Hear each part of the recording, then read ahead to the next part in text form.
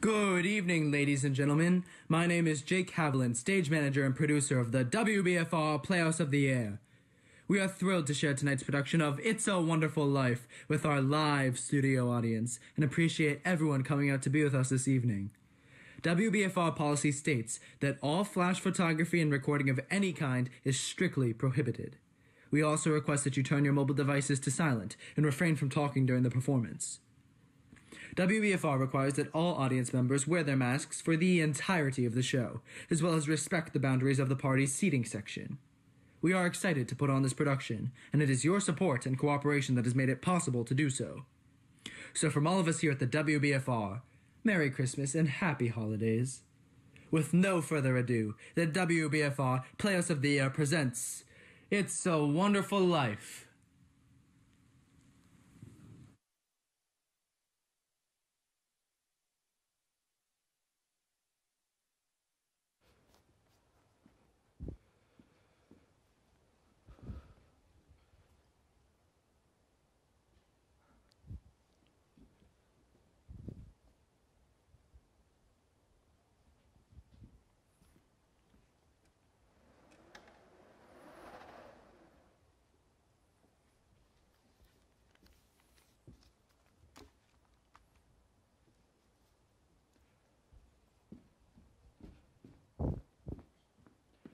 Five minutes to air. Mr. Laurents, Mr. Heywood, Miss Applewhite, Miss Sherwood, and Mr. Filmore. This is your 5-minute call. 5 minutes to air.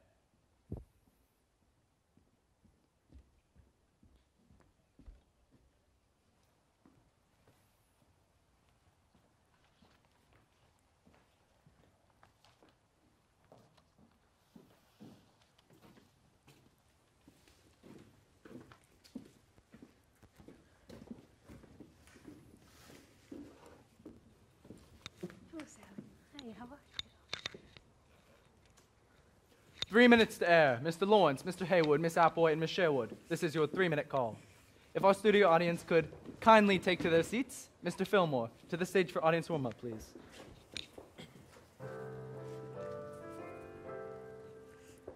Good evening, ladies and gentlemen. Welcome to a live broadcast from WBFR Playhouse of the Air. We thank you for braving the weather this Christmas Eve, and you'll be glad you did when you hear the story we have for you tonight, It's a Wonderful Life.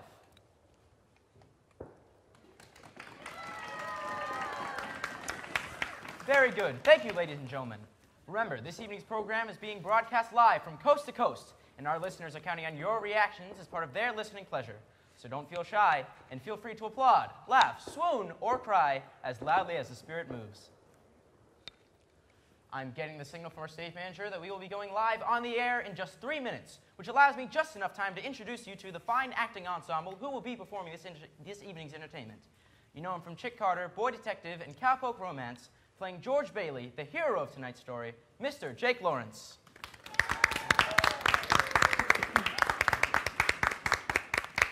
Having just returned from Los Angeles, having completed filming of Daddy Goes Bananas, a Technicolor spectacle, and playing his leading lady, Mary Hatch, we bring you Miss Ohio 1943, Miss Sally Applewhite.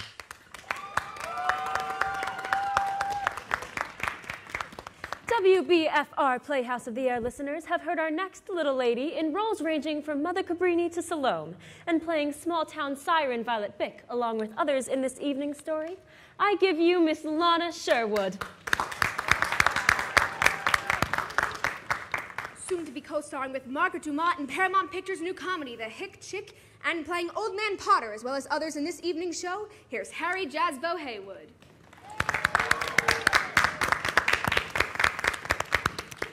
And finally, host of Females Are Fabulous, and here with you every night on WBFR Playhouse of the Air, I'm Freddie Filmore. I'm getting the signal from our stage manager that we will be going on the air in just 20 seconds. Thank you all for coming this evening, and enjoy the broadcast.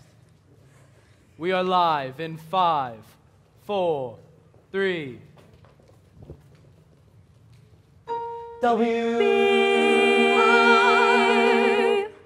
In New York City. This is the WBFR Playhouse of the Air. Good evening, ladies and gentlemen, boys and girls, young and old, old and new.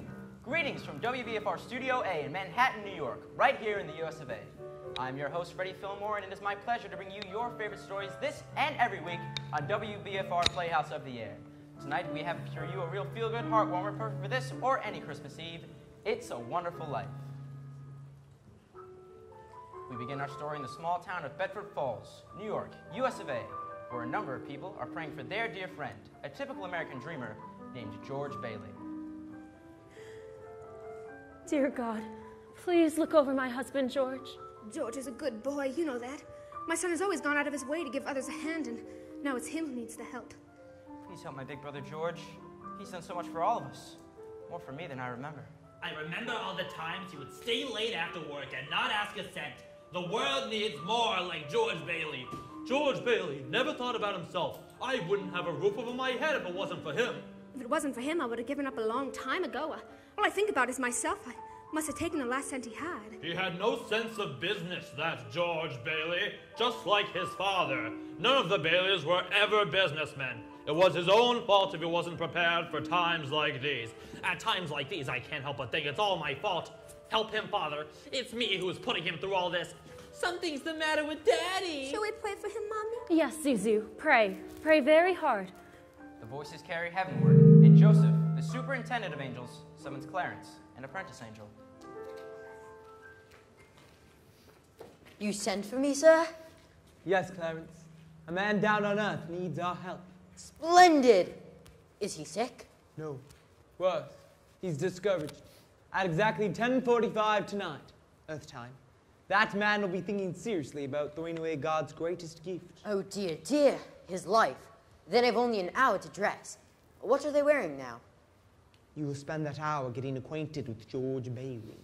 Sir, if I should accomplish this mission, might I perhaps win my wings? I've been waiting over 200 years now, and people are beginning to talk. Say, what's that book you've got there? The Adventures of Tom Sawyer, sir. I was reading it when you sent for me. Well, you do a good job with George, and we'll see about your wings. Thank you. Thank you. Now, if you're going to help George, you're going to need to know a little something about him. Look.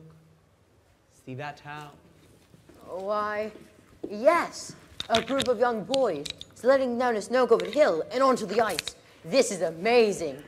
Yippee! Who's that? That's your problem. George Bailey. A boy? That's him when he was 12. Back in 1919. Something important here happens. You'll have to remember it later on. Oh, and here comes the scare baby, my kid brother, Harry Bailey. I'm not scared. Oh, Come on, Harry! Let's go, Harry! Help! Help! Oh dear, Harry's falling through the ice. I'm coming, Harry. Make a chain gang, a chain. So his brother fell through the ice, but George saved him. That's right, Clarence. And ever since, George has had a bad year. All that icy water, you understand. Bad year. Yes, sir. The next event came a few months later. George got an after-school job at Old Man Gower's drugstore. It's me, Mr. Gower. You're Miss late. Bailey? Yes, sir.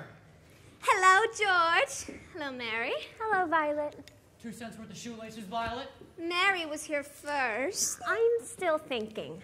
Shoelaces. Please, Georgie. I like him. You like every boy. What's wrong with that? Here you are. Bye, Georgie. See you later, Mary. Made up your mind yet, Mary?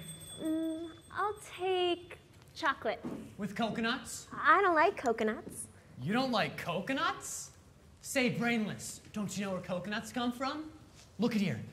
Tahiti, the Fiji Islands, the Coral Sea. What's that you got there? A new magazine.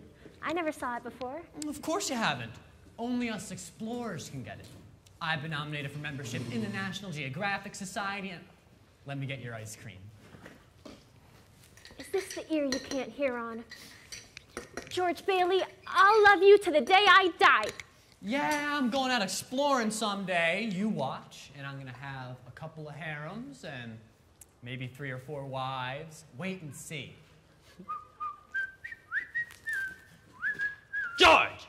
Yes, sir? You aren't paid to be a canary. Yes, sir. Goodbye, George. Goodbye, Mary. What was that piece of paper George just picked up? It's a telegram from Mr. Gower. He found out this morning that his son died of influenza. Oh, awful. Yes, and he spent his afternoon drowning his grief in whiskey. Mr. Gower, do you want something? Anything? No. Anything I can do back here? No. I'll get them, sir. What's this bottle, Mr. Gower? Oh, never mind that. Just take those capsules over to Mrs. Blaine's. Yes, sir. They have diphtheria there, haven't they? Is it a charge, sir? Yes, charge. Mr. Gower, I think... Get going. Yes, sir. Mr. Gower. What is it? This bottle you used. You put something wrong in these capsules. Do you know who you're talking to? You're hurting my sore ear. Did you hear what I said? Get out of here! Mr. Gower, you don't know what you're doing. You put something wrong in those capsules. I know you're unhappy. You got that telegram and you're upset. It wasn't your fault, but look, this bottle you used to make up the capsules, it's poison.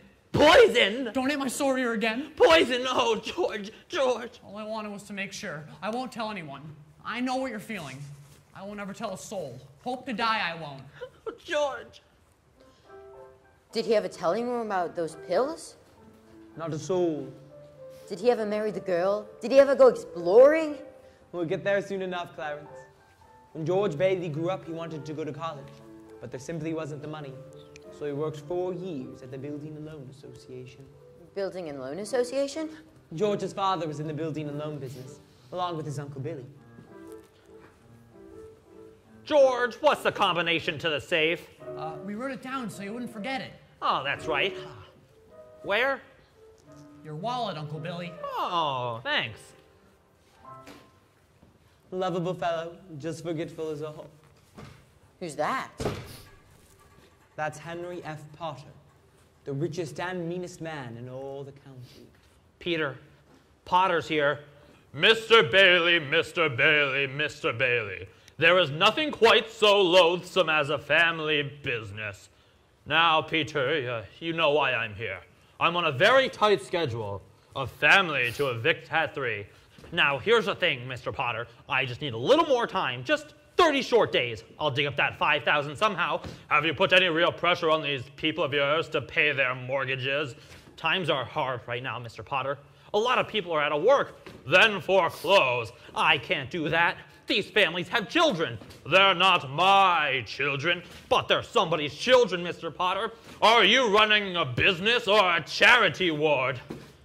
Well, all right. Not with my money. Now, Mr. Potter, what makes you such a hard-skulled character? You have no family, no children. Why, you can't even begin to spend all the money you've got. So I suppose I should just give it to miserable failures like you and that idiot brother of yours to spend it for me? He's not a failure. You can't say that about my father. George. You're not. You're the biggest man in town. All right, son, thanks. I'll see you tonight. Don't let them say that about you, Pop. It's... Tonight?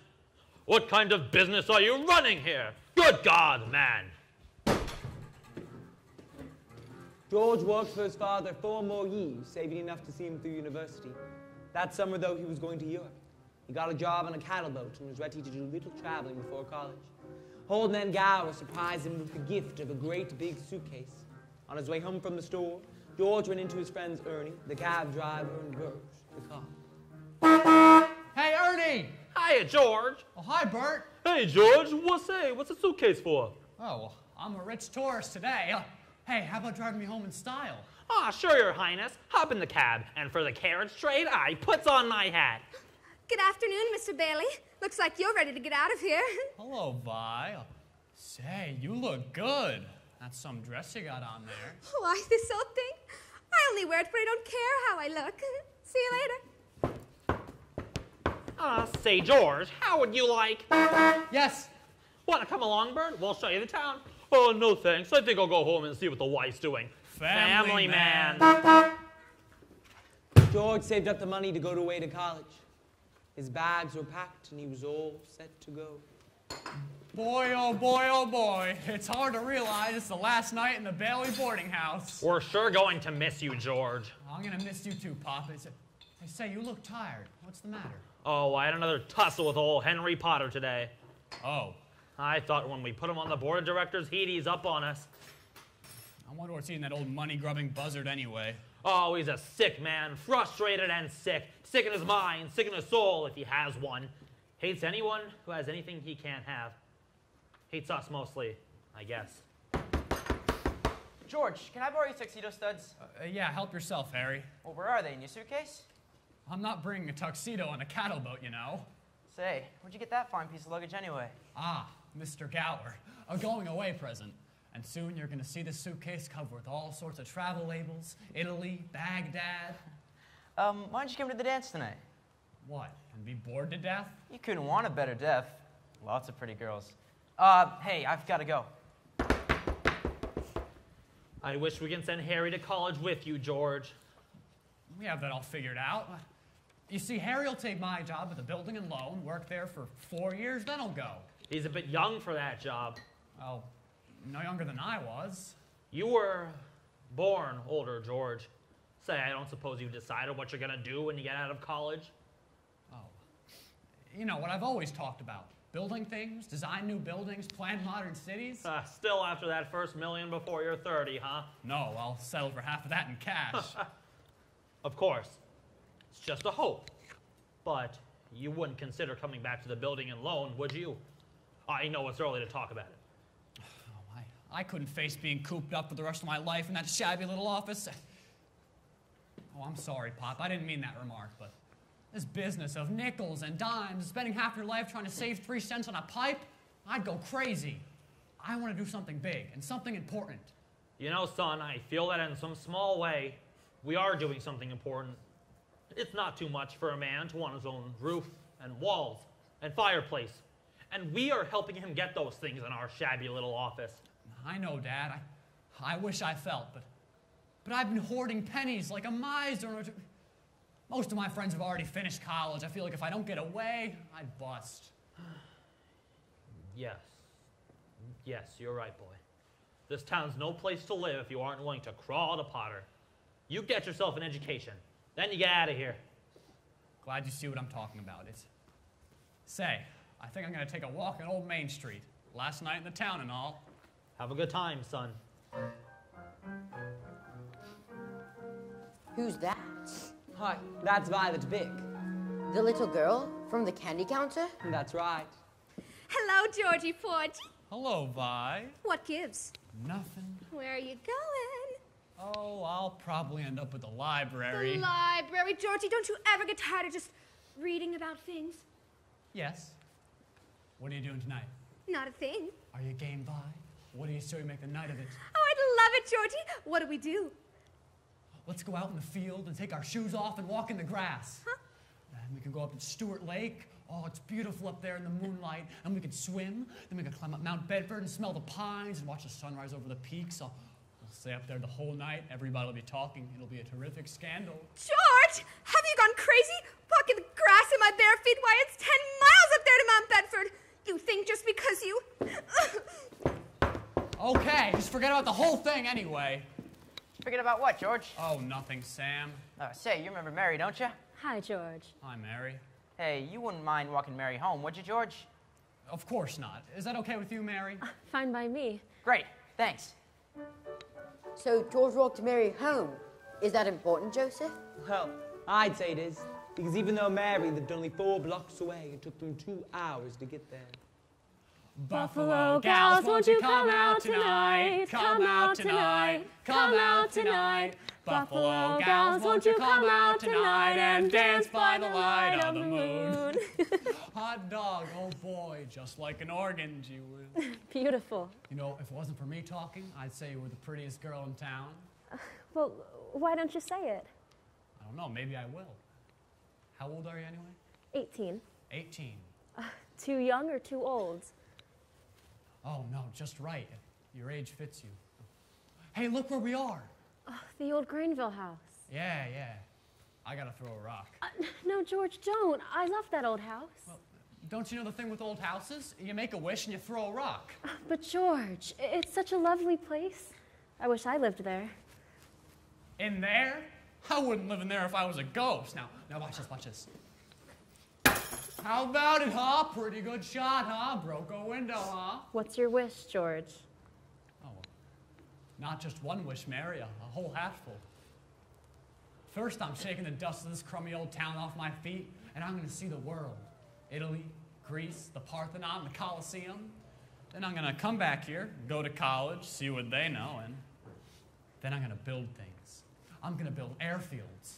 I'm going to build skyscrapers 100 stories high. I'm going to build bridges a mile long. Oh, and then I'm going to... Hey, are you going to throw a rock too? Hey, that's pretty good. What'd you wish for, Mary? No, if I tell you, it may not come true. Hey, come on. Hey, what'd you wish for, Mary? Do you want the moon? All you got to do is say the word. Okay, the moon. I'll take it. Then what? Then what? Well, I'll throw a lasso around it and pull it down, and then you can swallow it, and it'll dissolve, see? And the moonbeams will shoot out of your fingers and your toes and at the end of your hair. And am I talking too much? Yes! Why don't you kiss her instead of talking her to death? Who's that? Old man Collins on his front porch.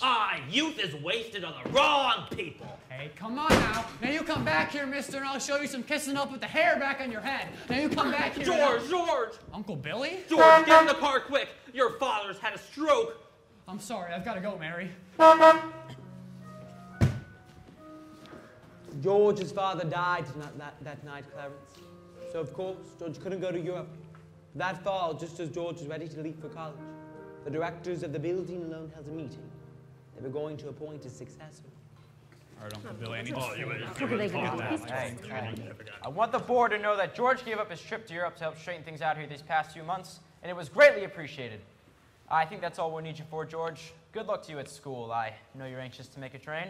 Yes, I have a taxi waiting downstairs. Mr. Chairman, I would like to get to my real purpose. I claim that this institution is not necessary to this town. Therefore, I make a motion to dissolve the building and loan and turn its assets and liabilities over to the receiver. It's too soon after Peter Bailey's death to discuss chloroforming the building and loan. It was his faith and devotion that are responsible for this organization. I'll go further than that. I'll say to the public, Peter Bailey was the building and loan. Oh, that's fine, Potter, coming from you, considering you probably drove him to his grave. Peter Bailey was not a businessman. That's what killed him. Oh, I mean no disrespect to him, God rest his soul. Peter Bailey was a man of high ideals, so-called. But ideals without common sense can ruin this town. And what does that get us? A discontented, lazy rabble instead of a thrifty working class. And all because starry-eyed dreamers like Peter Bailey stir them up and fill their heads with a lot of impossible hooey. Now I say... Just a minute. Now hold on, Mr. Potter. Well, you're right when you say that my father was no businessman. Why he ever started this cheap penny-ante building and loan, I'll never know. But neither you nor anybody else can say anything against his character. Because his whole life was... Why, in the 25 years since he and Uncle Billy started this thing, he never once thought of himself. Isn't that right, Uncle Billy? You got that right. He didn't save enough money to send Harry to school. Let me alone, but he did help a few people get out of your slums, and what's wrong with that? Why, here, you're all businessmen here. Doesn't it make them better citizens? Doesn't it make them better customers? You said, what did you say just a minute ago? That they had to wait and save their money before they had to think of a decent home? Wait for what? Until their children grow old and leave them? Until they're so old and broken down that they... Do you know how much it takes for a working man to save $5,000? Just remember this, Mr. Potter. This rabble you're talking about, they do most of the working and paying and living and dying in this community. Well, is it too much for them to work and pay and live and die in a couple of decent rooms and a bath? My father didn't think so. People were human beings to him. But to you, a warped, frustrated old man, they're cattle. Well, in my book, he died a much richer man than you'll ever be. I'm not interested in your book. I'm talking about the building and loan. I know very well what you're talking about. You're talking about something that you can't get your fingers on. And it's galling you. That's what you're talking about. I've said enough. You're the board here. You do what you want with this thing. Just remember this. This town needs this measly one-horse institution. If only to have a place where people can come without crawling to Potter. Come on, Uncle Billy. Sentimental hogwash. I want my motion. They're just coming out of the board meeting. I'll have to call you back. What happened in there, George? All we heard of is a lot of yelling.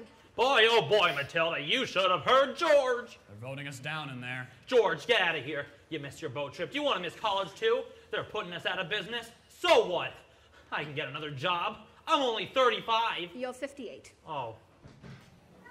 George, they voted Potter down. We're still in business. We're still in business? We're still in business! There's one condition, though, George. They've appointed you to take your father's place. Appoint me? But I'm going to college. Now, Uncle Billy, he's your man. You can keep him on, that's all right. Now, let's get one thing straight. I'm leaving. I'm leaving right now. I'm going to school. This is my last chance. But, George, you've got to take it. They'll vote with Potter otherwise. So George Bailey didn't go to college? That's right, Clarence. George gave his college money to his brother Harry, and Harry went instead. But what happened to that good-looking girl? You know, Mary. Oh, George saw her now and then. Not very often, though, because Mary went away to school, too. Anyway, George waited 4 more years for Harry to come home and take over the building alone. Then he could still see the world. He planned to work on the oil fields of Venezuela. There she blows. Say, Uncle Billy, do you know what the 3 most wonderful sounds in the world are? Breakfast is served. Lunch is served. Oh, yeah, dinner is served. No. Anchor chains, plane motors, and train whistles. Here's the professor now. Well, if it isn't George Geographic Explorer Bailey. Uncle Billy, you haven't changed a bit. No one changes around here. You know that. Oh, am I glad to see you. Say, where's Mother? Oh, she's at home, cooking the fatted calf. Come on, let's go. Oh, wait. This is Ruth Dakin. Ruth Dakin Bailey, if you don't mind. Oh. Well, I wired you I had a surprise. Here she is. Meet the wife. What do you know? Wife. Well, how do you do? What am I doing? Congratulations. She's wonderful, Harry. Why didn't you tell somebody? Hey, what's a pretty girl like you doing marrying this 2-headed brother of mine, eh? Well, I'll tell you, it's purely mercenary. My father offered him a job. Oh, he gets you and a job. Harry's cup runneth over. Come on, Ruth. Let's start ahead and leave the bags for the fellas. Well, all right. George, about that job, Ruth spoke out of turn. I never said I'd take it. You've been holding down the bag here for 4 years, and, well, I won't let you down. It's all right, Harry. It's all right. And that night, the homecoming for Harry became his wedding party. Uncle Billy familiarized himself with the spirits. Oh boy, oh boy, oh boy. I feel so good I can spit in Potter's eye. I think I will. What do you say? Maybe I should go home. If you could just point me in the right direction. Right down there. Oh, okay. All right, old building and loan pal. I'll see you later. I'm all right. George? Oh, yeah, I'm out on the porch, Mother. I thought I'd get some air. How do you like the new sister-in-law? She's swell. Looks like she'll keep Harry on his toes. Yeah, keep him out of Bedford Falls at least. George, you know that Mary Hatch is back from school? Uh-huh. Nice girl, Mary. Yeah. Oh, stop your grumbling. Give me one good reason why you shouldn't call on Mary. Well, Sam Wainwright. Sam's crazy about her. She's not crazy about him. How do you know that? Did she discuss it with you? Besides, Sam's all the way in New York, and you're here in Bedford Falls. And all's fair in love and war? I don't know about war. Okay, well, I think I'm going to see this girl and do some passionate necking. George. Bye, Mrs. Bailey. Say, do you want any books at the library? The library, George. You go and see Mary. You hear?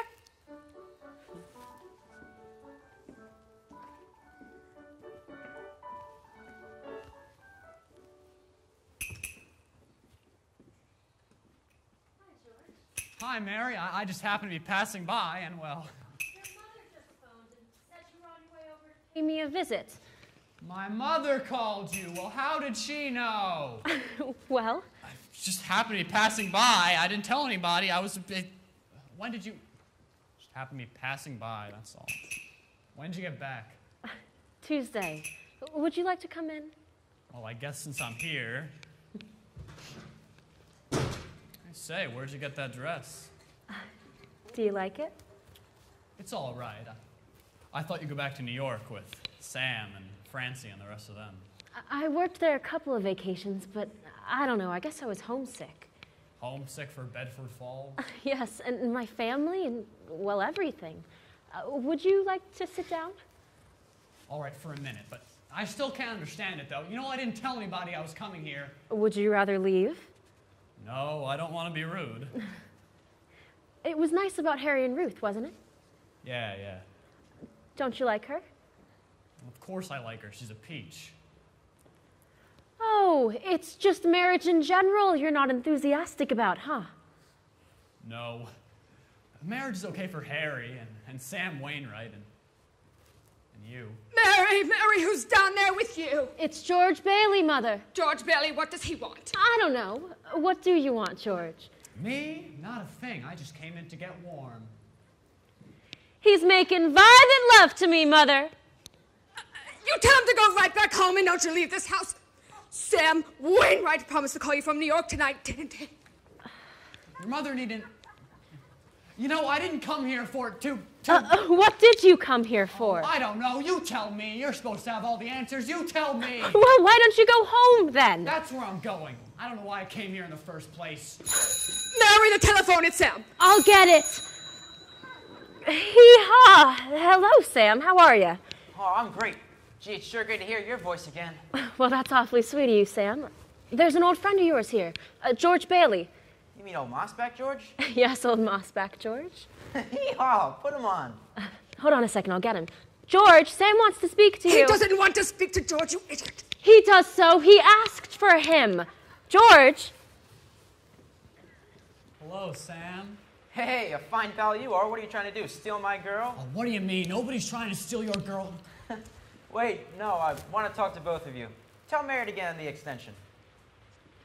Mother's on the extension. I am not. We can both hear you.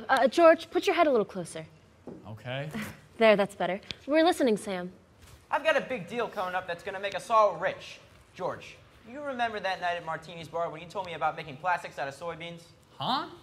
Yeah, soybeans. Yeah. Well, my father's checked into it, George, see? And now he's going to build a factory outside of Rochester. How do you like that? Rochester? Well, why Rochester? Well, why not? Can you think of anywhere better? Oh, I don't know. Why not right here in Bedford Falls? You know that old tool and machinery work. You tell your father he can get that for a song, and all the labor he wants, too. Half the town was thrown out of work when they closed down. That's so. Well, I'll tell him. That sounds great. Oh, baby, I knew you'd come through. And now, here's the point, George. I may have a job for you.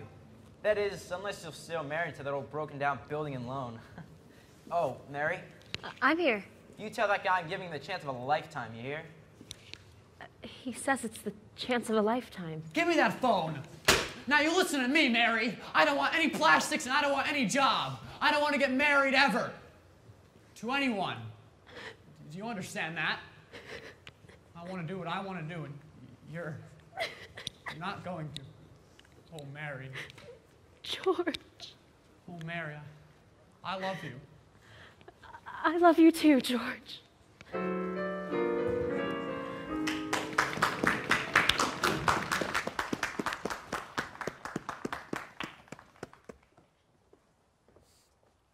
We will return to the WBFR Playhouse of the Air's presentation of It's a Wonderful Life in just a few moments. But first, gentlemen, does your hair resemble a dried-out bird's nest filled with dandruff flakes?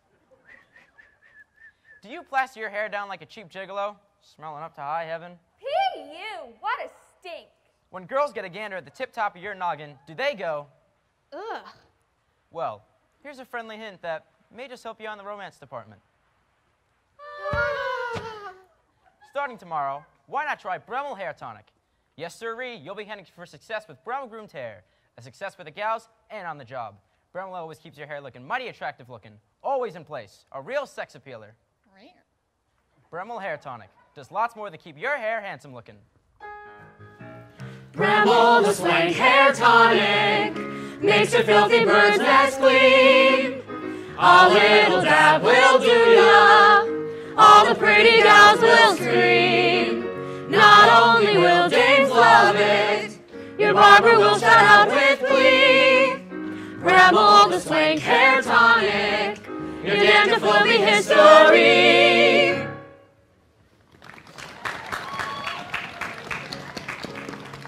Buy some Bremel today. Your hair will thank you.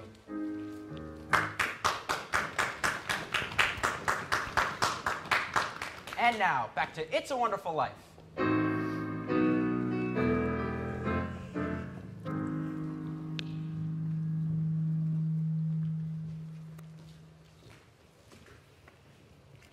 George and Mary were married, and following the wedding and reception, George's old pal Ernie drove the happy couple to the train station. Hey, now where you two going on this here now honeymoon? Oh, we're gonna shoot the works, Ernie. A whole week in Bermuda and a whole week in New York. The highest hotels, the oldest champagne, the richest caviar, the hottest music, and the prettiest wife. Here's the kitty, Ernie. $2,000. I feel like a bootlegger's wife. So you're finally getting out of Bedford Falls, huh? Then what? Then what, honey? After that, who cares? Oh, that does it. Say, Mrs. Bailey, I haven't kissed you since... Hey, George, there's something funny going on over there. Look at the bank. It looks like a run. Huh? Yeah, pull over for a minute, will you, Ernie? George, let's not stop, please. Let's go straight to the station. Now, wait a minute. I better see what's going on. I'll be right back. George, please. George! Where's our money? George, open this door right now. I need my money. Uncle Billy, what is this, a holiday? Why are the doors locked? There's a crowd out front. This is a pickle, George. All right, what happened? All I know is the bank called our loan. I had to hand out all of our cash. All of it? Every last cent. Holy mackerel. And then I got scared, George, and I closed the doors. Our charter says we need to stay open until 6 o'clock, or we'll lose our license. Hello? Bailey Brothers Building and gets me George. George, it's Potter. Hello? George, there's a rumor around town that you've closed your doors. Is this true? No, it isn't. Do you need any police? Mobs get pretty ugly sometimes, you know. We're fine. We'll see. Now, George, I'm going all out to help in this crisis. I've just guaranteed the bank sufficient funds to meet their needs. They'll close for a week and then reopen. I may lose a fortune, but I'm willing to guarantee, your people, too. Just tell them to bring their shares on over to the bank and I will pay them 50 cents on the dollar. Oh, you don't miss a trick, do you, Potter? Well, you're gonna miss this one. If you close your doors before 6 p.m., you will never reopen. He just took over the bank, Billy. George, open the doors, let them in. Money. Now just remember, the situation isn't as black as it seems. I have some news for you folks. I just talked to old man Potter and he's guaranteed cash payments over at the bank. What about our money, George? Where's our money? Yes, George. Where's our money? Where is our money? Shh, listen to me, you're looking at this thing all wrong. The money's not in here. And the money's in people's houses.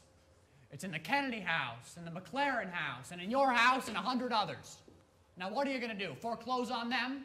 I got $242 in here, and $242 ain't gonna break anybody.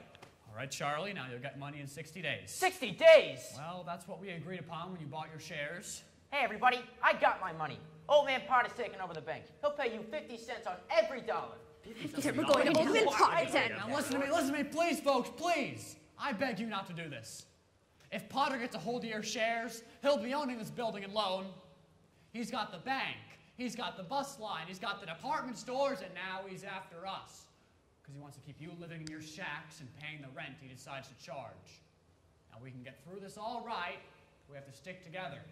We have to have faith in each other. George, my husband's out of work. We need money. I have doctor bills to pay. Can't feed my kids with faith. Well, how much do you need? We've still got some money. We've got $2,000 from the wedding. Hey, Mary, I've got $2,000 here. Now, this will tide us over until the bank reopens. Okay, Charlie, how much do you need? $242. Oh, Charlie, just enough to tide you over until the bank reopens. I'll take $242. Okay. Uncle Billy, pay Charlie $242. Okay, Ed, how much just to get by?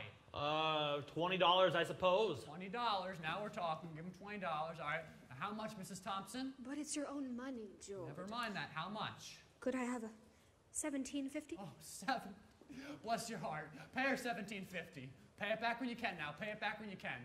All right, who's next? Look at the clock. 5 seconds. 4 seconds. 3, 2, 1. 6 o'clock. We made it. Lock that door, Uncle Billy. Boy, we're still in business, and we even got $2 left. Bailey Brothers building in. Oh, George, there's a call for you. Look, will you get my wife on the phone? She's probably over at her mother's. Mrs. Bailey is on the phone. I don't want Mrs. Bailey. I want my wife. Oh, Mrs. Bailey. Oh, that's my wife. Hello, Mary. Hello, listen, dear. Yes, I'm sorry, what? Go home? What home? 320 Sycamore? Whose home is that? What? The Waldorf Hotel, huh? That doesn't look like the Waldorf. Oh, no. Number 320 Sycamore was the old Granville house, the one George had married through rocks at and made wishes. Mary had prepared the house, including a turkey dinner, romantic decorations, and even a marriage bed. Welcome home, Mr. Bailey. Well, I'll be. Remember the night we broke the windows in this old house? This is what I wished for. Darling, you're wonderful. Yes, sir. That's where they spent their honeymoon. That's where they started their lives together. Mary made that leaky old house a home, while George toiled away at the building alone, providing houses for people like Giuseppe Martini. Hey, Martini, are you renting a new house? Rent? You hear that, Mr. Bailey? I own this house. Me, Giuseppe Martini. I own my own house. No more we live like pigs in Potter's Field. We have something for you and your family, Mr. Martini. George and I bring something for all the new house owners. For the Martinis? Maria, come quick. Our first housewarming gifts. Bring the kids. Bread, so that this house may never know hunger. Salt, that life may always have flavor. And wine, that joy and prosperity may reign forever. Enter the Martini Castle. Bailey houses were popping up all over the place, mostly owned by people who used to live in Potter's Field. And Potter had just about enough of that. So after a couple of years, Old Man Potter decided to call our George into his office. Sit down, George, sit down. Have a cigar? Thank you, sir. Quite a cigar, Mr. Potter. Oh, you like it? I'll send you a box. No, I'm sure I'll find out sooner or later, but just what exactly do you want to see me about? Now, George, that's just what I like so much about you. George, I'm an old man, and most people hate me. But I hate them too, so that makes it all even.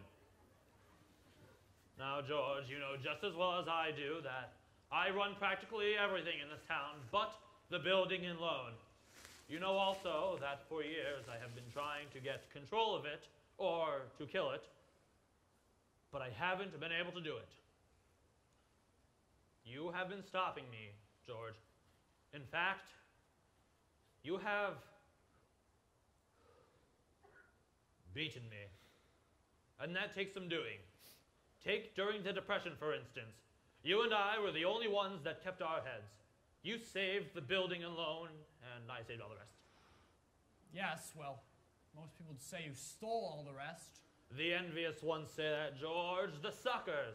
Now, let's look at your side. Young man, 27, 28, making, say, 40 a week. 45. 45. 45. Now, if you were some ordinary yokel, I'd say you were doing fine, but George Bailey is intelligent, ambitious. He hates the building and loan almost as much as I do. He's been dying to get out of this town ever since he was born. Young man, smartest one in the crowd, mind you, who has to sit by and watch as his friends go places because he's trapped into frittering his life away playing nursemaid to a lot of garlic eaters. Do I paint a correct picture, George, or do I exaggerate? What's your point, Mr. Potter? My point is that you're the only man in town who's licked me. I want to hire you. Manage my affairs. I'll start you at $20,000 a year. $20,000 a year? Yes, you wouldn't mind living in the nicest house in town, buying your wife a lot of fine clothes, a couple business trips to New York a year, maybe once in a while, Europe. You wouldn't mind that, now would you, George? Would I? Well, you're not talking to somebody else around here. Are you sure you're talking to me? I'm George Bailey. Don't you remember the building and loan, remember? Yes, George Bailey. whose ship has just come in, provided he has the brains to climb aboard. What about the building and loan? Oh, confound it, man. I'm offering you a 3-year contract at $20,000 a year. Is it a deal, or isn't it? I know I ought to jump at the chance, but I wonder if you might give me 24 hours to think about it. Sure. You go home and you talk to your wife. Yeah, I'd like that. In the meantime, I'll drop some papers, and soon you'll be managing my affairs. Your affairs? No. The answer's no, doggone it! You think you could sit around here and spin your little webs thinking the whole world revolves around you? Well, it doesn't, Mr. Potter. In this whole vast configuration of things, I'd say you were nothing but a scurvy little spider.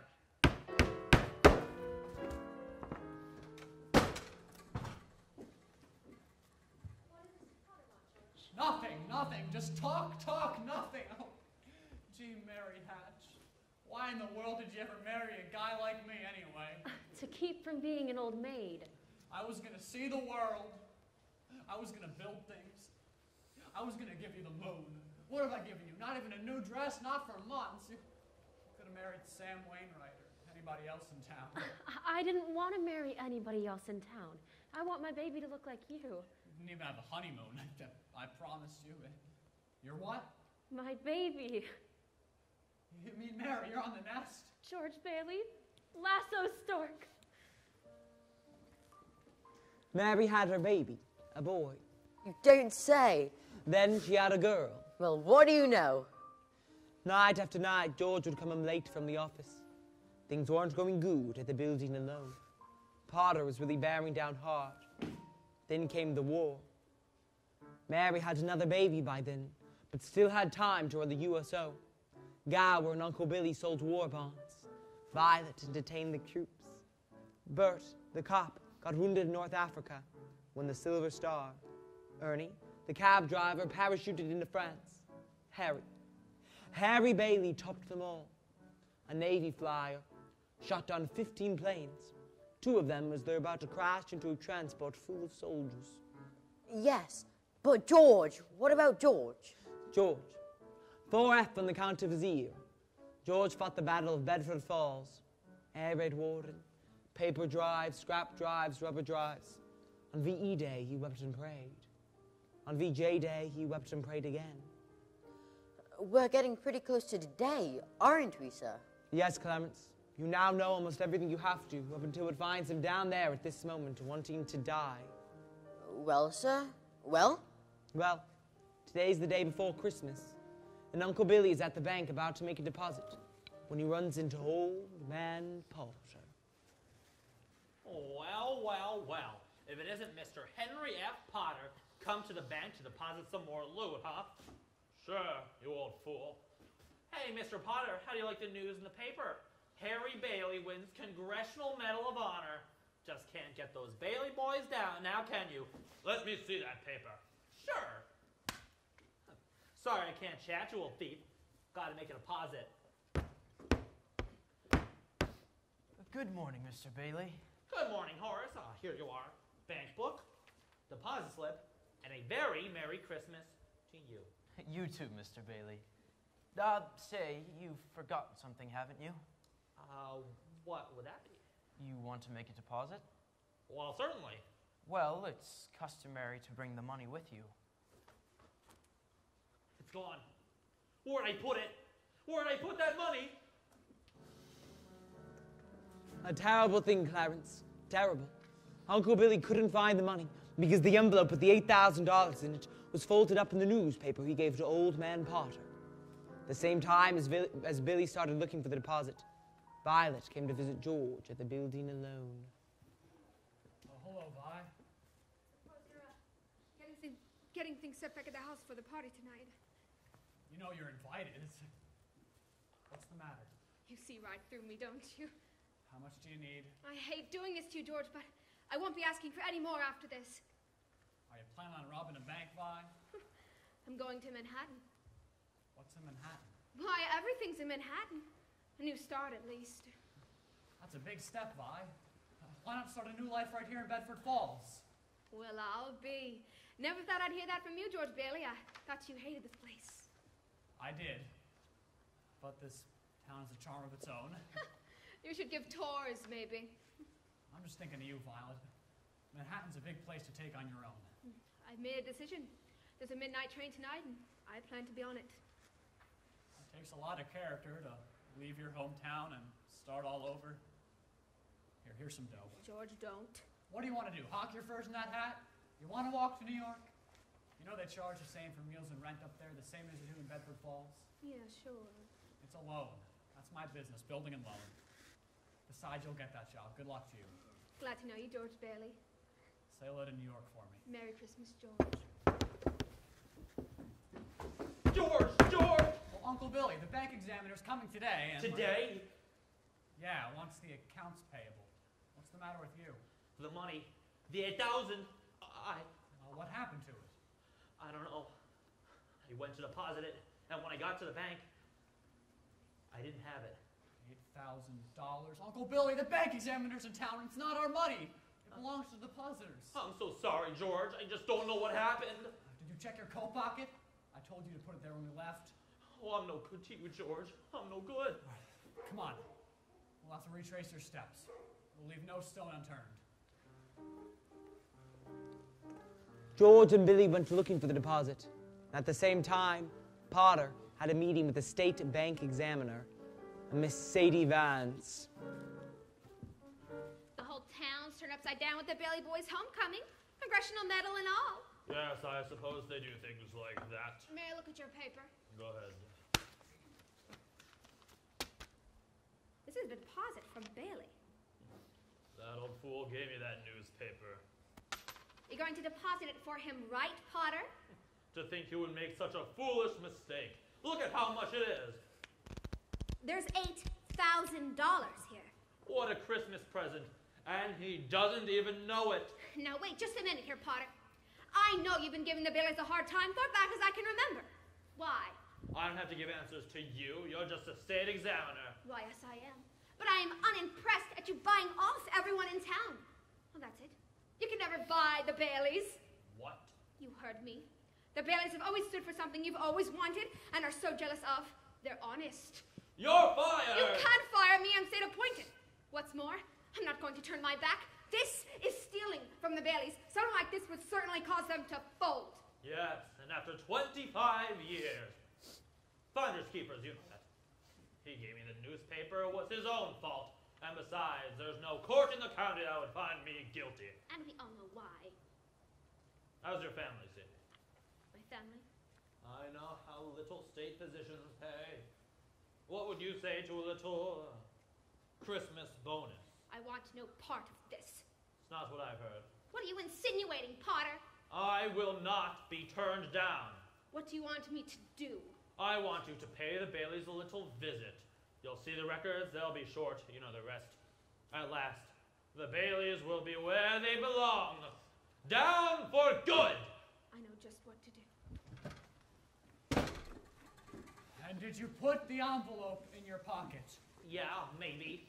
Uncle Billy, you've got to find that money. I'm no good to you, George. I'm no good. Do you have any secret hiding place here in this house? I went over the whole house, George, even rooms that have been locked ever since I lost your Aunt Laura. Listen to me, think! I can't think anymore, George. It hurts. Where's the money, you stupid, silly old fool? Do you know what this means for us? It means bankruptcy and scandal and prison. Well, one of us is going to jail. Well, it's not going to be me.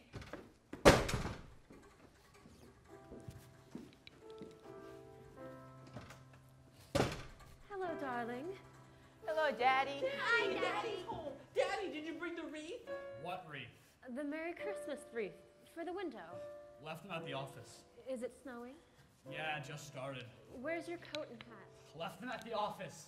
What's the matter? Nothing's the matter. Everything's all right. It's wonderful about Harry, isn't it? We're famous, George. I must have had 50 calls today about the parade, the banquet. Your mother's so excited, she even... Must she keep playing that? I have to practice for the party tonight, Daddy. Mommy says we can stay up all night and sing Christmas carols. Can you sing, Daddy? Better hurry and shave, George. The families will be here soon. Families? I don't want the families over here. Excuse me. Excuse me? Have a hectic day? Oh, yeah. Another big red letter day for the Baileys. Daddy, the Browns next door have a new car. You should see it. Well, what's the matter with our car? Isn't it good enough for you? Yes, Daddy. Excuse me? Excuse me? Excuse you for what? I burped. All right, darling. You're excused. Now go up and see what little Zizi wants. What's the matter with Zuzu? Oh, she caught a cold. Caught it coming home from school. They gave her a flower for a prize, and she didn't want to crush it, so she didn't button up her coat. What is it, a sore throat? The doctor says it's nothing serious. Was the doctor here? I called him right away. Is she running a temperature? Just a teensy one. Gosh, it's his old house. I don't know why we all don't have pneumonia. Drafty old barn. Might as well be living in a refrigerator. Hey, now why do you have to stay here in the first place and stay in this measly, crummy old town? George, what's wrong? Wrong? Everything's wrong. You called us a happy family. Now why do we have all these kids? Daddy, how do you spell frankincense? I don't know. Ask your mother. Where are you going? Up to see Zuzu. Hi, Daddy. Well, what happened to you? I want a flower. Whoa, where do you think you're going? I want to give my flower a drink. Here, give Daddy the flower. I'll give it a drink. Look, Daddy, some of the petals came off. Paste it. Yeah. I'll paste them here now. There it is, good as new. Give my flower a drink. Now, will you do something for me? What? Will you try and get some sleep? You want to look at my flower? I know. Shh. Just go to sleep. Then you can dream about it. And it'll be a whole garden. It will? Uh-huh. Telephone! I'll get it. Hello? Yes, this is Mrs. Bailey. Oh, thank you, Mrs. Welsh. The doctor says she'll be out of bed in time for her Christmas dinner. Is that Zuzu's teacher? Yes. Let me speak to her. Hello, Mrs. Welch. Hello, this is George Bailey. Say, what kind of teacher are you anyway, sending her home like that half naked? George! Is this the sort of thing we pay taxes for? To have teachers like you? Silly, stupid, careless fool who sends our kids home without any clothes on? Oh, that's stupid. Hello? I want to apologize for... Hello? She hung up. I'll hang her up. Now who do you think you are? Wait a minute. Hello, who is this? Oh, Mr. Welch. Okay, Mr. Welch. Give me a few seconds to tell you what I really think of your wife. George. Will you get out and let me handle this? Hello? Oh, you will, huh? Okay, Mr. Welch. Anytime you think you're man enough, you can... Hello? Any? Ah! Daddy, how do you spell hallelujah? What do you think I am, a dictionary? Ginny, haven't you learned that silly old tune yet? You play it over and over, you know. Stop it, stop it.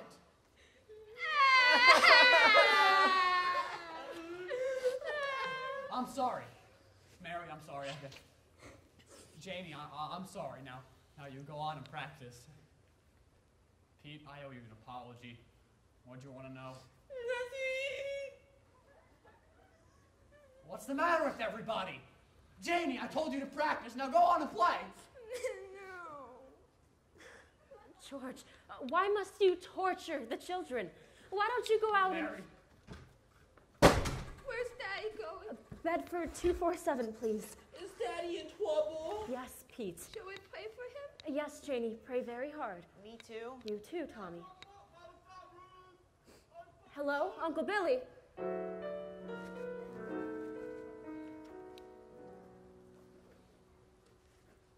So that's it, George. You're short $8,000 in the books, eh? Oh, please, Mr. Potter, I'll pay any sort of interest. If you still want the building alone, Well, you say it was lost. Did you notify the police? No, I haven't done that. Harry's homecoming tomorrow. Why'd you come to me, George? What about your good friend, Sam Wainwright? I can't get a hold of him.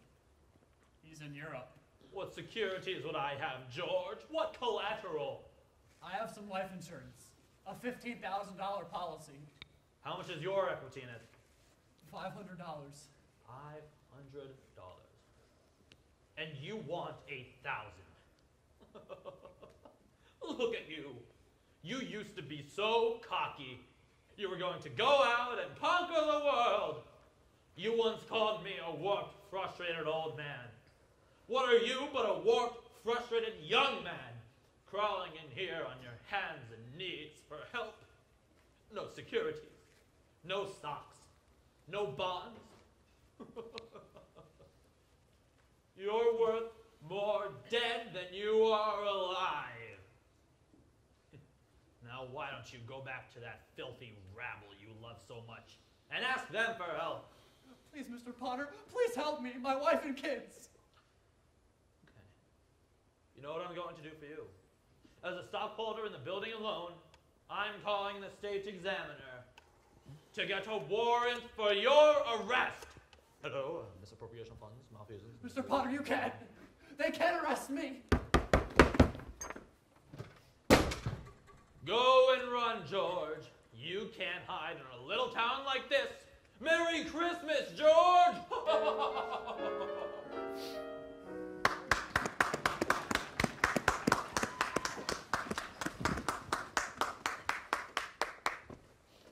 And now, more from our sponsors. Are you guilty of careless driving because a bug-spotted windshield has dulled your vision?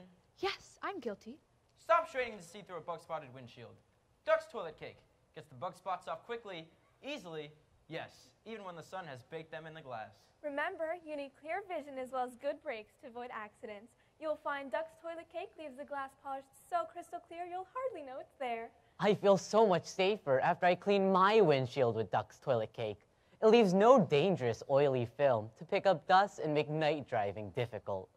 Duck's Toilet Cake, the soap of 100 uses. You better wash high, you better wash low, behind your ears too, I'm telling you so. Duck's Toilet Cake is cleaning uptown. It washes up cars, it washes up bars, and out in LA it washes up stars. Duck's Toilet Cake is cleaning uptown. It's found in every bathroom. From sea to shining sea, it's used by your dear president, And it's used by you and me. You better wash high, you better wash low, behind your ears too, I'm telling you so. Duck's Toilet Cake is cleaning uptown.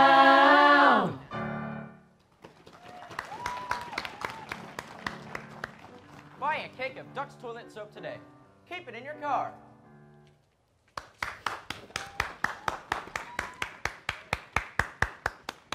And now, the dramatic conclusion of It's a Wonderful Life.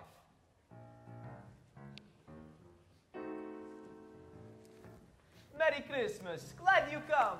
Hey, Martini, how about the good spaghetti? We got everything. Where's George, sir? Where? After running out of Potter's office, George ended up at Martini's bar. He's had a couple of drinks, Clarence. He's just sitting there. What is he saying? Who is he? God, dear Father in heaven, I'm not a praying man, but if you're up there and you can hear me, show me the way. I'm at the end of my rope. Show me the way, God. Hey, Nick. George, you sure you're all right? Want me to take you home? Why are you doing so much, my friend? You don't feel good. Please, go home, Mr. Bailey. You say Bailey? Which Bailey? This gentleman right here is Mr. Bailey. George Bailey. George Bailey, huh? And next time you talk to my wife like that, you'll get worse. It's not bad enough she's slaves teaching your stupid kids how to read and write. You gotta go and bawl her out. You get out of here, Mr. Welch. You hit my best friend. You get out. All right, all right. Mr. Bailey, are you okay? Who is that? Mr. Welch, but don't worry. He don't come in here no more. I'll get something for your face. It's bleeding. I'm okay. Please, don't go, Mr. Bailey. Please Leave don't. me alone! Leave me alone!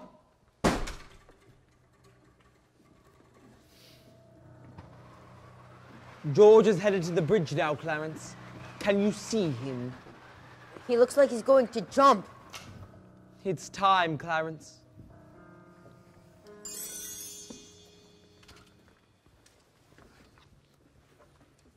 Excuse me, you there. Have you got the time? My watch is dead. Thanks, just the same. Help! Help me! I can't swim! Hold it, mister. I'm coming.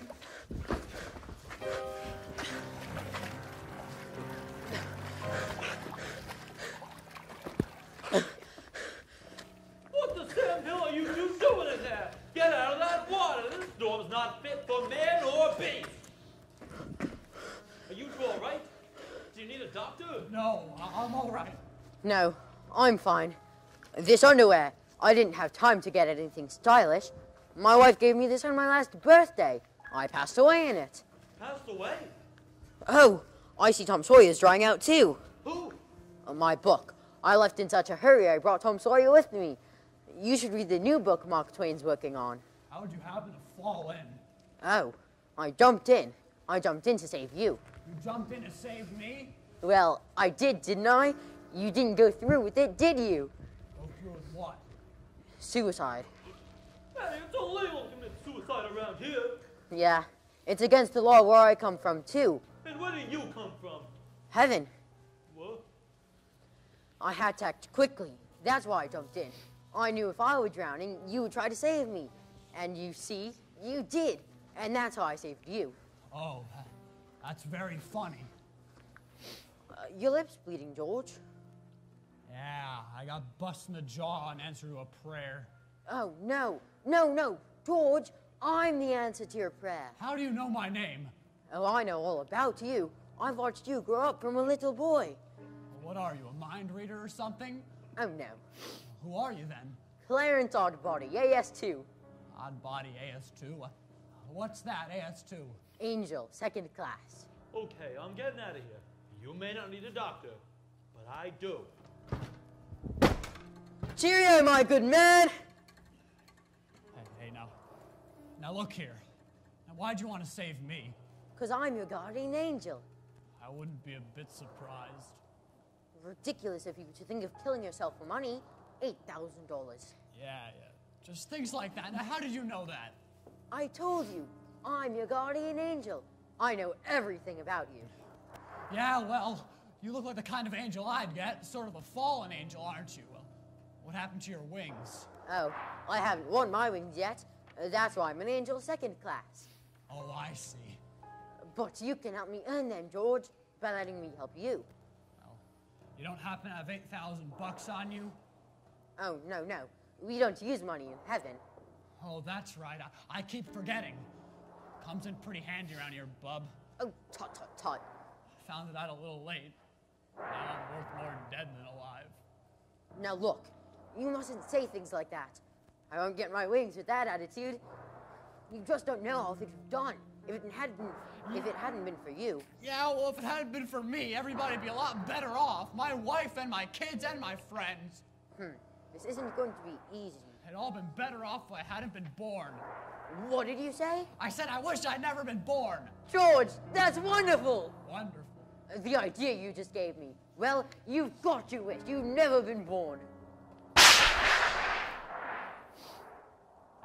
Never been born? Exactly. No worries, no $1,000 to get, nothing. You simply don't exist. Hey, wait a minute. This ear of mine. Say something else in this ear. You don't have a bad ear anymore. Don't you see? You're not the George Bailey you think you are. You're nobody. That's the doggonest thing. Your lips stopped bleeding too, George. How do you know about that? What do you... I need a drink. That's what I need. What about you, Angel? Do you want a drink? Well, I don't know. Oh, come on. We'll go as soon as our clothes are dry. Our clothes are dry. So they are. That's funny. That stove's hotter than I thought. Well, come on, let's get dressed and we'll stroll over to Martini's. Oh, I'm sorry. I'll stroll. You fly. I haven't got my wings. You haven't gotten your wings. Yeah. A couple of drinks and we'll both fly. All right, here's a place to sit down. Sit down there. Oh, hello, Nick. Clarence, welcome to the best bar in Bedford Falls. Bedford Falls? Don't you mean Pottersville? Pottersville? Hey, where's Martini? Look, I'm the boss. You want the drink, don't you? Okay, all right. Double bourbon. Quick, huh? Okay. What's yours, bub? I was just thinking of mulled wine. What? Heavy on the cinnamon and light on the cloves. Off with you, my lad, and lively now. Okay. Look here, mister. We serve hard drinks around here for men who want to get drunk fast. And we don't need any characters around to give the place atmosphere. All right, look, just give him the same as I ordered. He's okay. Okay, we'll double burger. What about this place? It's all changed. All of Bedford Falls has changed. You're having your wish, George. You've never been born. Oh, there'll be lots of things you've never seen before. Oh, good! Somebody's just made it! Made what? Every time you hear a bell ring, it means that some angel's just got his wings. What did you say? Look, Clarence, I don't think you best talk about angels around here. Don't they believe in angels? Oh, sure they believe in them. It's just, you know. Well, then why should people be surprised when they see one? Huh? Never mind him, Nick. He just never grew up. How old are you anyway, Clarence? 293 next day. Okay, that does it. Out you two pixies, go out the door or through the window, I don't care. Go on, get. Hey, where's Martini? Will you tell him Will that you I'm... stop asking me about the martini? He ain't here. Oh, well. Look who crawled out from whatever hole he's been hiding under. Mr. Gower.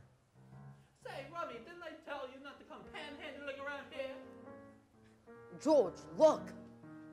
Mr. Gower, this is George Bailey. Don't you know me? Will you buy me a drink, mister? Just one drink, mister.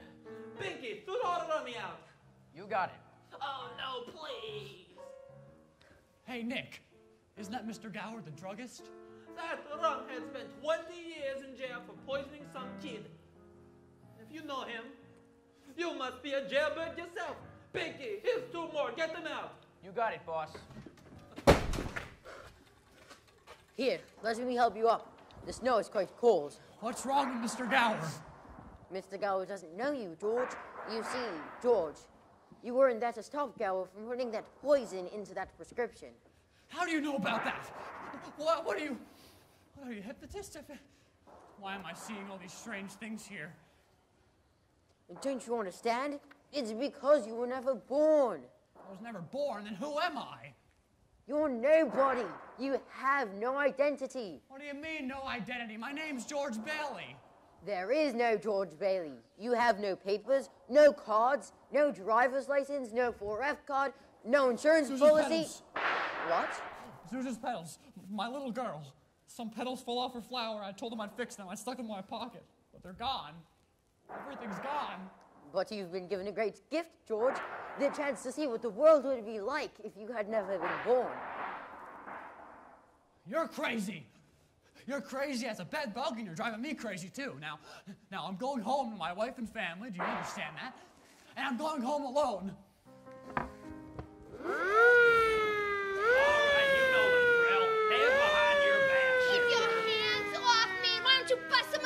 Change. Hey, officer, where'd the building and loan move to? The building and what? The Bailey Building and Loan. It was up there. Oh, that place went out of business years ago. Now all that's left is this old burlesque house. Not so fast, copper. I know Potter. Hey, Violet. Hey, listen, that's Violet Bick. Oh, believe me, I know. I know that girl. Who doesn't? Now get out of our way.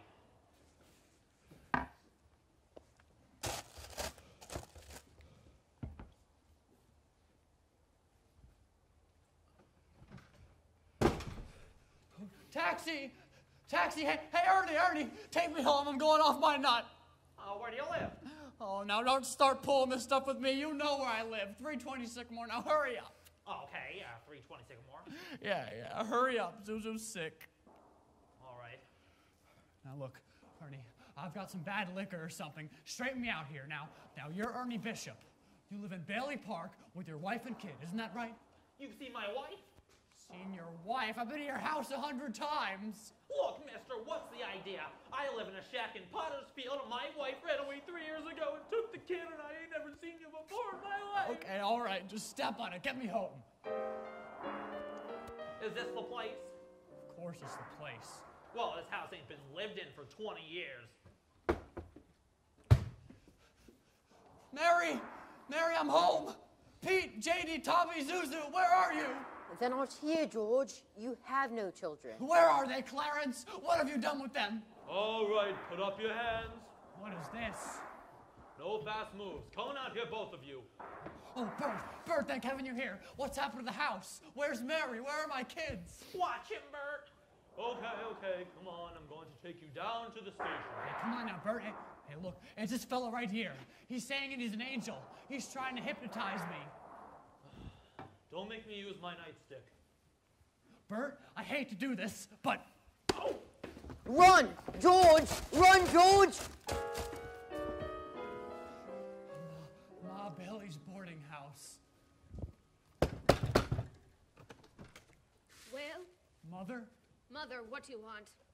Mother, this is George. I thought for sure you'd remember me. George, who, if you're looking for a room, there is no vacancy. Look, Mother, please try and understand. Something's happened to me. I don't know what it is, but please try and understand. I just need a room. Please, just let me stay here. I don't take in strangers. I'm not a stranger. I know everybody you know. Your brother-in-law, Uncle Billy. You know him? Well, sure I do. Where'd you see him last? Today, over at his house. That's a lie. He's been in the insane asylum ever since he lost his business. And if you ask me, that's where you belong. I'm here again, George. My mother. My own mother didn't even know me. Strange, isn't it? One man's life touches so many others. And when he isn't around, he leaves a pretty big hole, doesn't he? Look, you. I've heard of things like this before. You've got me under some kind of spell. Well, I'm gonna break out of it. I've got to. Now, I know I talked to Billy today over at his house. How can he be in an asylum? Just let me think. I just need a minute to think. Bailey Park. There is no Bailey Park if you weren't here to build it. We'll see.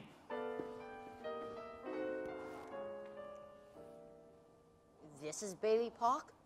People live here? Pretty grim. This is where Bailey Park is supposed to be. What's this gravestone doing here? And why is the name Bailey on it? That wouldn't be yours. My father's name is on it, but what's this other name doing here? Why is my brother Harry's name on it?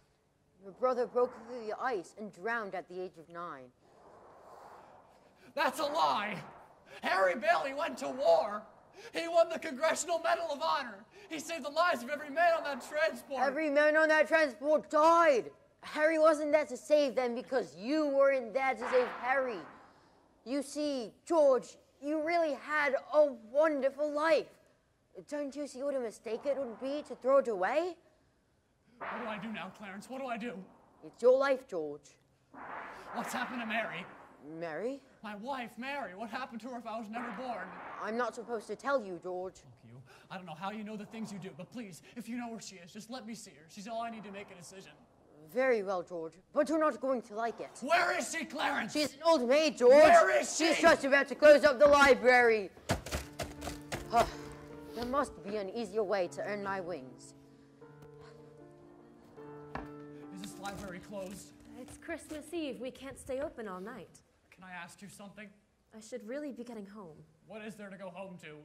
That is none of your business, sir. The library is closed. Maybe you should try back on the 26th. I'm sorry, Mary. How do you know my name? All I need is a couple of minutes. I told you, the library is closed. Please, just give me 2 minutes. That's all I need. I'll do anything. You sound desperate. I'll help if I can. What is it? Isn't this town Bedford Falls? It used to be, but that was some time ago. I wasn't very old when Potter was elected and took the town along with its name for himself. So you do know a place called Bedford Falls? I've seen pictures. It looked like a very lovely place. Things have changed, but that's with the times. I really have to go. Mary Hatch! You live on Reed Street, a white Victorian. Your bedroom is at the top of the stairs. You turn left. You have an older brother, Marty, and you live with your mother, Edwina. How do you know all of this? What are you, some kind of crazy man? Stop it, I'm leaving. Don't you know me, Mary? Just let me touch you. I told you I don't know you. Get your hands off me. I'll call a cop. The house you wish for, don't you remember? I told you I don't know you. Let me go. Officer! Don't you know me, Mary? You must. Mary, it's George. Don't you know me? Let me go! Please, Mary, please. Where are our kids? What? I need you, Mary. Please help me. Get away from me. Help! Help! Please! Please, Mary, please. You're my wife. Clarence!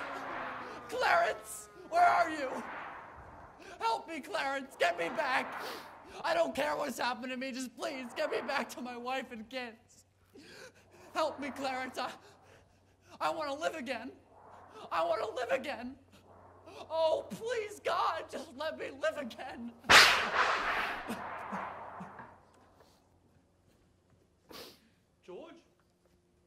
that you, George? You get out of here, Bert. You come any closer and I'll hit you again. What the Sam Hill are you yelling for, George? Come on now, come on. George? George? Bert, do you know me? Know you? I've been looking all over town for you. Where have you been? Hey, listen, I'm alive again, Bert. I'm alive again. Are you sure you're all right, George? Hey, your lip's bleeding. Hey, my mouth's bleeding, Bert. Oh, look at the blood come out of there. Oh, it's real. How do you know about that? Susan's pedals. Susan's pedals. There they are. What do you know about that? Hey, Merry Christmas, Bert. Merry Christmas, George. Say, hop in the car. I'll give you a ride home. Oh, you will? I'm going to turn the siren wide open.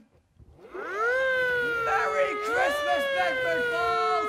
Hey, Merry Christmas, you wonderful old building and loan! Merry Christmas, Mr. Potter! Yippee! Mary, I'm home. Oh, look at all these people here, all these reporters. Oh, hey, Merry Christmas, reporters. Mr. Bailey, there's a deficit. I know, $8,000, I bet, huh? George, I've got a little paper here. I bet it's a warrant for my arrest. Isn't that wonderful? Hey, where's Mary? Oh, look at this wonderful old drafty house. Oh, isn't it wonderful? Oh, hey, where's Mary? Merry Christmas, Merry Christmas, Daddy. Merry Christmas. Kids, Pete, JD told me I could eat you up. Where's your mother? She went looking for you with Uncle Billy. Daddy! Zuzu, my little ginger snap, how do you feel? Fine, Daddy, not a smidge of temperature. Not a snitch, hallelujah. George, darling. Mommy's home. Mary! Oh, George, where have you been? Mary, George? oh, let me touch you. Oh, you're real. Oh, George. You have no idea what's happened to me. You have no idea what's happened either. Come quick, George. They're on their way. Who's on their way? The police department, the FBI, the National Guard. Oh, hey, listen, I'm alive again, Mary. I'm alive again. Come on in here now. Now you stand right here by the tree and don't move. Don't move. I hear him now, George. It's a miracle. It's a miracle. Uncle Billy, everybody, in here. Isn't it wonderful? Mary did it, George. Mary did it. She told a few people you were in trouble, and they scattered around town looking for money. Didn't ask any questions, just said, if George is in trouble, you can count on me. You never saw anything like it. What is this, George? Another run on the bank? Here you are. Merry Christmas. Walk to the right. Step right up, Mr. Gower. Oh, Merry Christmas, Mr. Martini. I busted the jukebox, too. Oh, Mr. Gower. I made the rounds on my charge accounts.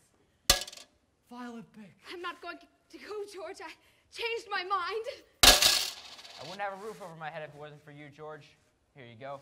$242. I've been saving this money for if I ever get a divorce. That is, if I ever have a husband. Merry Christmas, George. Oh, Merry Christmas, Mother. Merry Christmas, everyone. Merry Christmas. Merry Christmas. Hold up, everyone.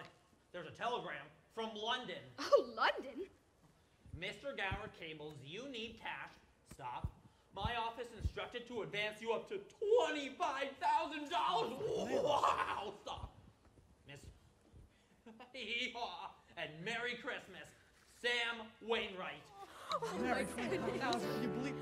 Hark the herald angels sing, glory to the newborn King. Hello, George. How are you? Harry! Oh, my goodness. Harry! Mary, looks like I'm here too late. Mary, I got him here from the airport as fast as I could. This fool flew all the way home in a blizzard. Harry, how about your banquet in Washington? Oh, I left right in the middle of it as soon as I got Mary's telegram. How about some wine? Good idea. A toast to my big brother George, the richest man in town. George. Should old acquaintance be forgot and never brought to mind? What's this book, George? Tom Sawyer. Look, there's an inscription. George, remember, no man is a failure who has friends. Thanks for the wings. Love, Clarence. What's that? That's a Christmas present for a very dear friend of mine. Look, Daddy. Teacher says every time a bell rings, an angel gets his wings. That's right, that's right. Attaboy, Clarence. Should old acquaintance be forgot and never brought to mind? Should all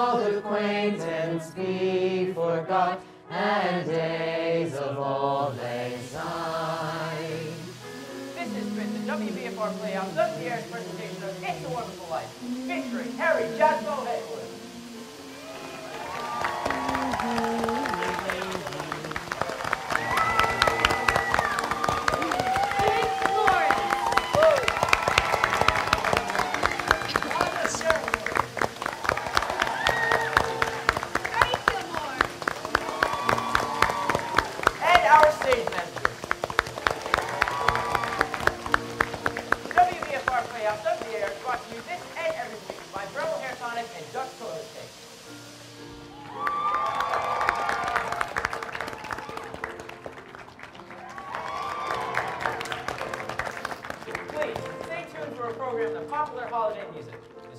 Filmore, signing up for WBFR in New York City.